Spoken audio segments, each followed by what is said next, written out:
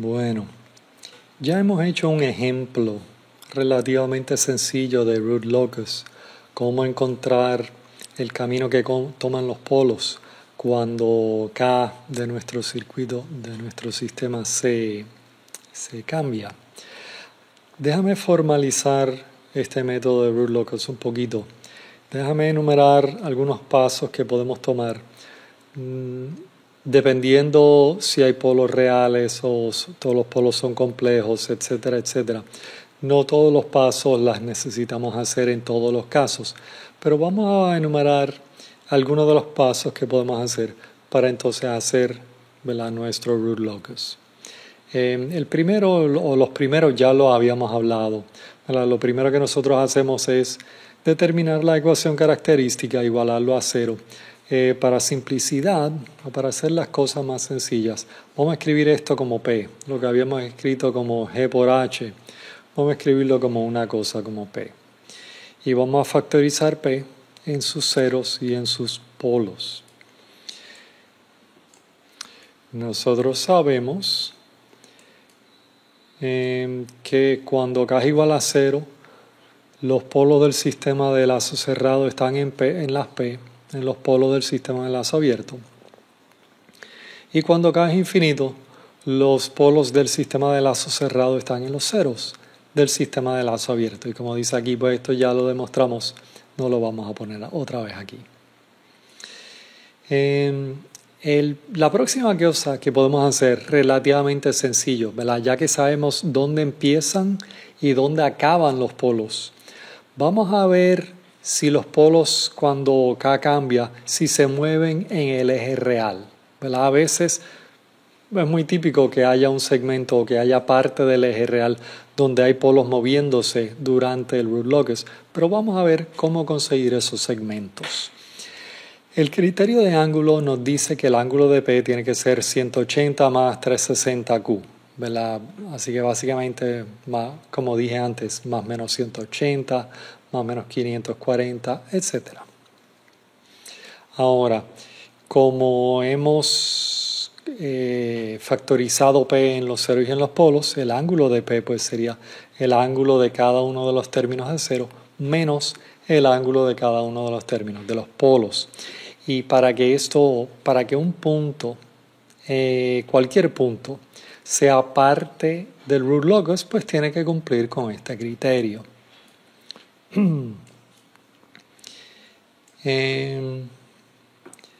Déjame poner primero la conclusión.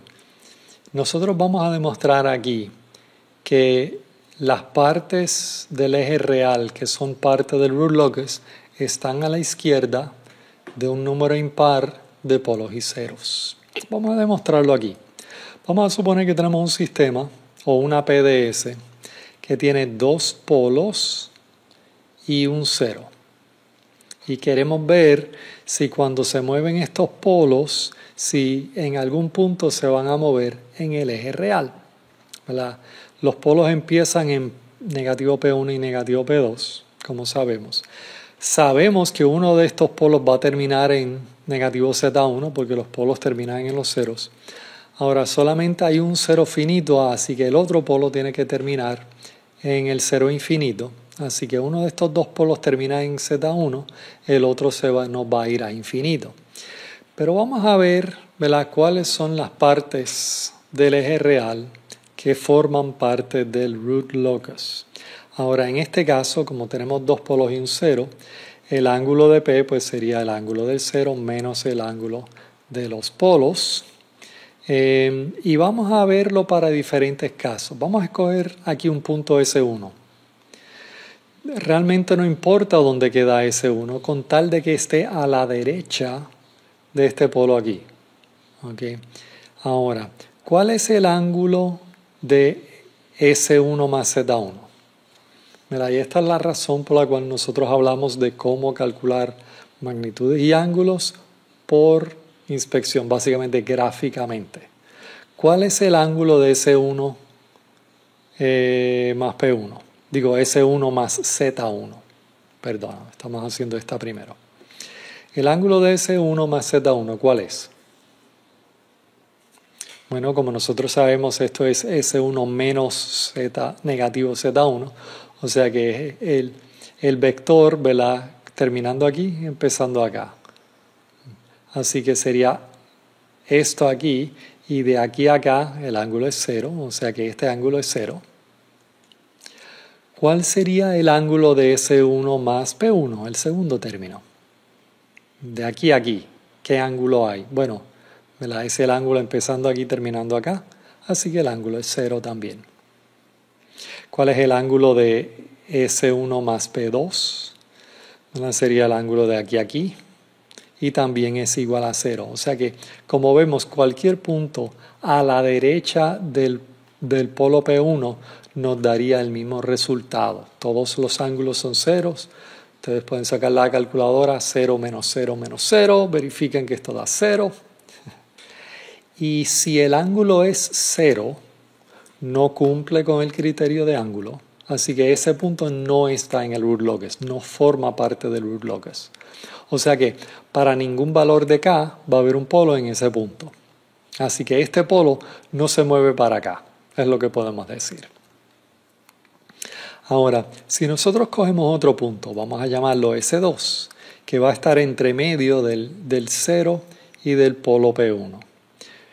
¿Cuál es el ángulo de P de S2? ¿Verdad? Sería esto aquí, sería el mismo ángulo de arriba, digo aquí, pero sustituyendo S2. El ángulo del 0 a S2 es 0, así que este primer término es 0. El ángulo del primer polo a S2, vemos que el ángulo aquí cambió de dirección, ¿verdad? Son 180 grados, así que el segundo término son 180 grados.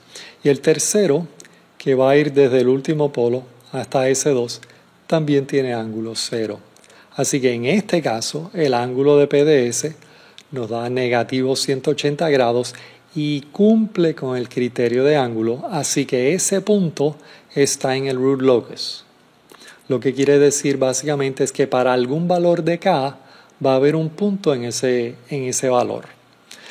¿Verdad? Como esto es así para todos los valores entre este polo y este 0, ¿verdad? Porque cualquier punto que nosotros escojamos entre medio de Z1 y P1 nos va a dar el mismo valor de ángulo, podemos concluir que todos los puntos aquí quedan en el root locus. Y claro, lo que podemos sacar de eso es que este es el polo que se mueve hacia y termina en el 0 cuando K termina en infinito. Ahora, ¿qué tal el valor S3? Hagan esto ustedes.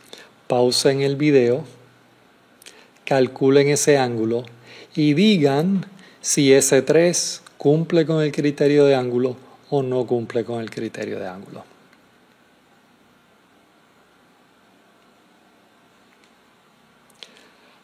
Ok, ahora, ¿qué sería el ángulo del 0 hasta S3? ¿Verdad? Esto sería 180 grados, o sea que el primer término, el ángulo de S3 más Z1 sería 180 grados. El ángulo del otro polo a S3 también es 180 grados. Pero el ángulo del segundo polo a S3 sigue siendo 0 grados. Así que esto nos daría 0 grados en total, ¿verdad? Los ángulos 180 y menos 180 se cancelan. Así que el punto S3 no está en el root locus. O sea que para ningún valor de K va a haber un polo aquí. O sea que este polo, ¿verdad?, no se va a mover para la derecha. Ahora, ¿qué tal si cogemos un polo o un punto hacia la izquierda de P2? ¿Verdad? La contribución del 0 a S4 son 180 grados. La contribución de P1 hasta S4 también 180 grados. Y de P2 hasta S4 también son 180 grados. ¿Verdad? Así que todos los términos contribuyen 180 grados. Y el resultado final nos da menos 180 grados. Esto cumple con el criterio de ángulo, así que ese punto sí está en el root locus. O sea que, en otras palabras, para algún valor de K va a haber un polo allí, ¿verdad? Y como eso es cierto para todos los valores, desde P2 hasta menos infinito, podemos concluir que este polo, cuando K va aumentando, se va moviendo hacia la izquierda y llega hasta menos infinito. Ahora, ¿qué pasaría si tenemos polos complejos? ¿Verdad? Porque el ejemplo anterior, chévere, pero ¿qué tal? ¿Verdad? No habían ni ceros ni polos complejos. Vamos a hacer un ejemplo que tiene por lo menos polos complejos. Ceros complejos pues, básicamente sería la misma cosa. Vamos a calcular los ángulos, pero de nuevo lo hacemos por inspección. Vamos a coger el punto S1, ¿verdad? El criterio de ángulo, ¿verdad? Ya que tenemos de nuevo un 0 y dos polos, sería esto. Y en S1 pues sustituimos igual a S1, que sería este ángulo aquí. El ángulo de S1, del 0 hasta S1 es 0, o sea que el primer término es 0. El ángulo de este polo a S1, pues no sabemos lo que es, pero vamos a llamarlo menos θ 1. El ángulo del segundo polo a S2, tampoco sé lo que es, pero estos polos son conjugados. Todos nuestros polos siempre van a aparecer, si son complejos, va a haber el conjugado simplemente porque nuestros sistemas son reales. Así que si eso es así, eso quiere decir que estos dos ángulos, ¿verdad? Si este ángulo es θ 1, este ángulo sería menos θ 1. Así que estos dos ángulos son iguales, pero uno es el negativo del otro y se cancelan. Y nos da entonces el ángulo total, nos daría igual a 0. Si vamos al punto S2, que queda, ¿verdad?, a la izquierda de nuestros polos, pues ¿qué sería el ángulo? De nuevo, el ángulo del 0 hasta S2 es 0. El ángulo de S2 al primer polo no sabemos lo que es, pero vamos a llamarlo menos θ 2. Y el ángulo de P2 a S2 lo llamamos S2. Y de nuevo, estos ángulos, como los polos son conjugados, este ángulo y este ángulo, uno es el negativo del otro. Así que lo llamamos entonces θ 2 y negativo θ 2. De nuevo, se cancelan. Del polo a S2 sería menos θ 2 y θ 2 se cancelan y el ángulo es 0. Así que ni S1 ni S2 están en el root locus. ¿Qué pasaría en el punto S3? Bueno, el ángulo S3, el ángulo del 0 a S3, ese es 180 grados, así que sería 180 grados el primer término. Ahora, los otros dos términos, de nuevo, no sabemos exactamente lo que son porque no hemos especificado exactamente dónde están nuestros polos, pero, ¿verdad? Este ángulo y este ángulo, uno es el negativo del otro, ¿verdad? No importa dónde nosotros estemos en el eje real, la contribución de un polo y del otro polo, uno va a ser el negativo del otro. Así que si llamamos el ángulo θ 3, uno es el negativo del otro, se cancelan de nuevo y nos queda 180 grados. Y ese punto sí cumple con el criterio de ángulo y sí está en el root locus. Así que ningún punto aquí queda en el root locus, aquí sí. Ahora, ¿qué podemos concluir en general de esto? Lo que yo había dicho al principio es que las partes del eje real que son parte del root locus están a la izquierda de un número impar de polos y ceros. Por ejemplo, aquí no estamos a la izquierda de un número impar. Aquí estamos a la izquierda de un polo, así que es parte del root locus. Aquí estamos a la izquierda de, ¿verdad?, un polo y un cero, no es un número impar de polos y ceros, así que no está en el root locus. En el punto S4 estamos a la izquierda de dos polos y un cero, o sea que 3 términos en total. Así que ese punto sí está en el root locus. En el caso que hay polos complejos, entonces el punto S1 no está a la izquierda de ningún cero y polo. S2 sí está a la izquierda, pero está a la izquierda de dos polos, ¿verdad? Cuando pasamos uno de los polos tenemos que pasar el otro, si estamos en el eje real. Entonces de aquí pasamos a 0 a 2 sin pasar por 1. Así que este punto no está a la izquierda de un número impar de polos y ceros, así que no es parte del root locus. En el punto S3 estamos a la izquierda de dos polos y un cero, o sea que sí estamos a la izquierda de un número impar de polos y ceros, así que S3 sí está en el root locus. Si vamos al próximo paso o la próxima regla en nuestra construcción de root locus, nos dice que cada polo se mueve. En otras palabras, cuando yo cambio K, cuando hay un cambio en K, no hay ningún polo que se queda fijo y no se mueve. Todos los polos se van a mover. O sea que va a haber un camino para cada uno de nuestros polos.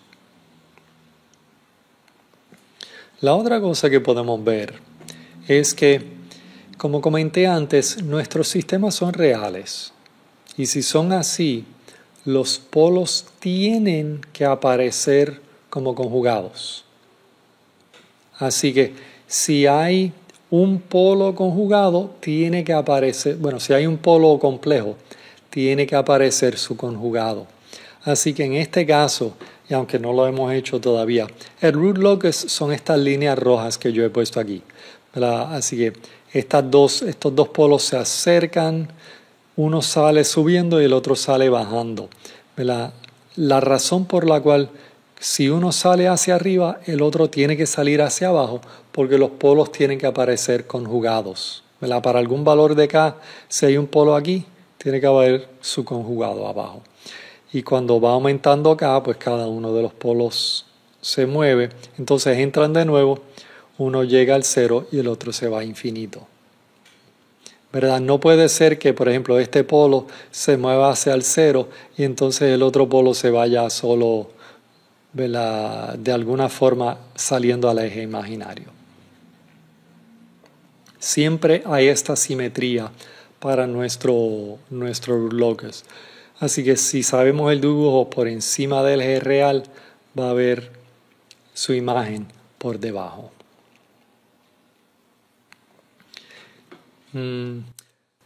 Todas las raíces, ¿verdad? Yo había dicho que terminan en los ceros. Ahora, los ceros o son finitos o son infinitos. Cuando son finitos, pues sabemos dónde terminan los polos.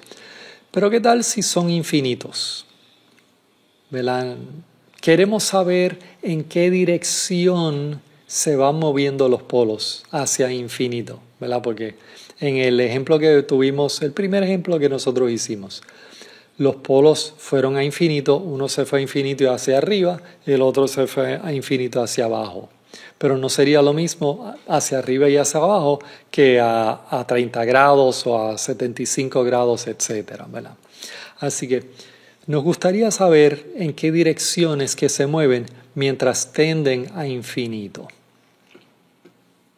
Lo que nosotros vamos a definir son unas asíntotas. Y estas asíntotas son unas líneas que entonces cuando K tiende a infinito, los polos que se van a infinito se van acercando a esas asíntotas. ¿Cómo las calculamos? Bueno, las asíntotas son esas líneas que van a tener un centro que vamos a llamar sigma y el ángulo se va a llamar phi. Y tenemos que calcular el centroide sigma y el ángulo phi.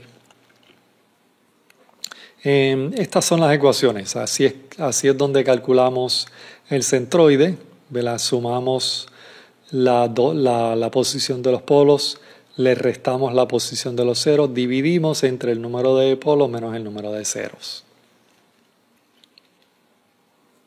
¿Verdad? Tiene que ser menos PJ porque, ¿verdad?, nuestra ecuación o nuestra PDS habíamos factorizado el sistema como S más ZI y S más PJ. Y como era más, pues la ubicación pues tiene que ser menos. Así que esta es la ubicación de los polos y esto sería la ubicación de los ceros. Y entonces podemos calcular el ángulo de cómo se van a infinito. Simplemente por esta ecuación aquí que es 2Q más 1 entre NP menos NZ, que era esta misma cosa N menos M. Donde Q va desde 0 hasta NP menos NZ menos 1. Básicamente, nosotros sabemos que los polos o terminan en ceros finitos o se van para infinito. Así que si al número de polos le restamos el número de ceros, ese es el número de polos que se va a ir a infinito. Si estamos empezando en 0, pues aquí le restamos 1 para que desde 0 hasta este número sea el número total de polos que se van a ir a infinito.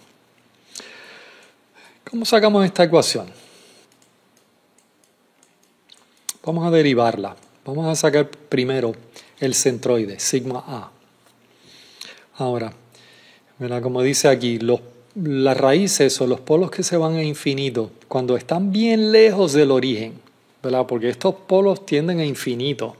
Cuando ellos se alejan, cuando están bien lejos, todas las raíces que no se van a infinito van a aparecer como si estuvieran bien cerca uno del otro, ¿verdad? Así que los que no van para infinito van a aparecer bien cerca y ese punto nosotros lo vamos a aproximar como sigma A. ¿Verdad? Básicamente, como dice aquí, la aproximación dice que todas las raíces que no van a infinito van a estar en sigma A. Vamos a ver de dónde sale esto, ¿verdad? Nuestra ecuación característica, nosotros la aproximamos de esta forma. ¿Okay? Ahora, vamos a sacarlo. La ecuación exacta es esta. Esta es nuestra ecuación característica. Me la ha factorizado en todos los ceros y todos los polos. Si nosotros calculamos el polinomio de los ceros, calculamos el polinomio de los polos, ¿verdad? Este sería el polinomio del denominador. Y entonces divido, lo pongo en esta forma, ¿verdad? Aquí pues esta ecuación estaría arriba, pero estoy dividiendo para que todo quede entre 1, para que se parezca a esta ecuación aquí arriba. Así que esta sería nuestra ecuación. Y vamos a hacer una división larga. Cuando hacemos la división larga aquí, lo que nos queda aquí es Sn menos m más An menos 1 menos Bm menos 1 por Sn menos n menos 1. Donde donde está A y B son los coeficientes de nuestro polinomio. Podríamos seguir haciendo esto tal vez hasta infinito, pero terminamos porque nuestra aproximación no va a ir hasta infinito. Así que podemos reescribir nuestra ecuación característica de esta forma. Nuestra aproximación, ¿qué hace? Bueno, lo que nos dice es, si S tiende a infinito, ¿verdad? Los términos en el polinomio, los términos de orden más alto son los que van a dominar, así que nosotros solamente vamos a usar los primeros dos términos en los términos de la división larga. Así que ignorando todos los términos, excepto las primeras dos, nos quedamos con esta ecuación aquí, ¿verdad? Y esta es una aproximación. Ahora, vamos a igualarlo a lo que queremos que sea. Yo dije, nosotros lo vamos a aproximar con esta ecuación aquí. Si nosotros hacemos eso, ¿verdad? Esto aquí, si lo escribimos como un polinomio sería esta cosa bien larga. Ahora, si igualamos términos, nos da que el primer término, queremos que sea el primer término aquí, pues ya eso está. Queremos que el segundo término sea el segundo término en el otro polinomio. Así que yo voy a igualar esto a esta cosa acá. Y entonces si despejo para sigma, me daría esto aquí.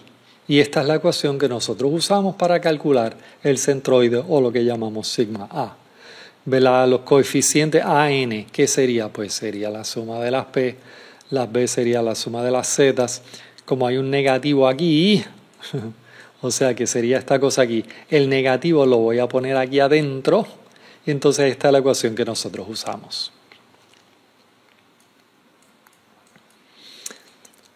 Para sacar el ángulo phi de A, déjame escribir lo que estamos haciendo, ¿verdad? De nuevo, cualquier punto en el root locus, si estamos bien lejos del origen, y estamos presumiendo que estamos bien lejos del origen aquí, el ángulo de todos los polos y de todos los ceros a este punto es casi la misma, ¿verdad? Obviamente, mientras más yo me alejo, más esta aproximación va a ser cierta, ¿verdad? En esta gráfica, pues obviamente aquí no estamos en infinito, pero todavía Cera 1 y Cera 2 van a estar bastante cerca. Así que lo que nosotros vamos a decir es que vamos a aproximar todos estos ángulos, y si hubieran más ceros y más polos, pues también las vamos a aproximar todas con el mismo ángulo.